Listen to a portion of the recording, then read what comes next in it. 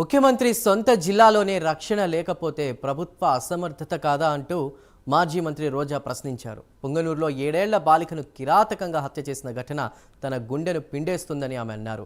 ఇంటికి 4 కిలోమీటర్ల దూరంలోనే శవమై కనిపిస్తే హోం డిప్యూటీ సీఎంలు ఏం చేస్తున్నారని రోజా అడిగారు. పోలీసులను రెడ్ బుక్ రాజ్యాంగాన్ని అమలు చేయడానికి తప్పుడు కేసులు పెట్టడానికి ఉపయోగిస్తున్నారని రోజా విమర్శించారు.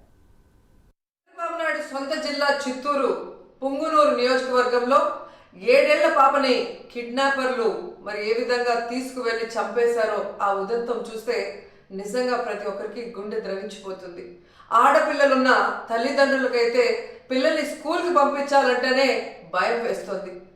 నిజంగా సొంత జిల్లాలో ఇలాంటి ఒక కిడ్నాప్ హత్య జరిగింది అంటే అది చంద్రబాబు నాయుడు గారి అసమర్థత కాదా, ఈ ప్రభుత్వం అసమర్థత కాదా అని నేను అడుగుతున్నా.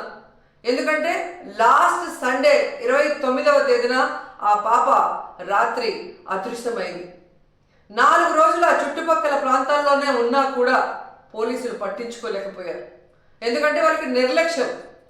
తల్లిదండ్రులు కంప్లైంట్ ఇచ్చినా పోలీసులు పట్టించుకోకపోవడం వల్ల ఆ అమ్మాయి ఆ ఇంటికి 4 కిలోమీటర్ల దూరంలో ఉన్న సమ్మర్ స్టోరేజ్లో శవమై తేలింది అంటే మరి హోంమంత్రి ఏం చేస్తున్నట్టు, ఈ ముఖ్యమంత్రి ఏం చేస్తున్నట్టు, ఈ డిప్యూటీ ముఖ్యమంత్రి ఏం చేస్తున్నట్టు నేను అడుగుతున్నాను.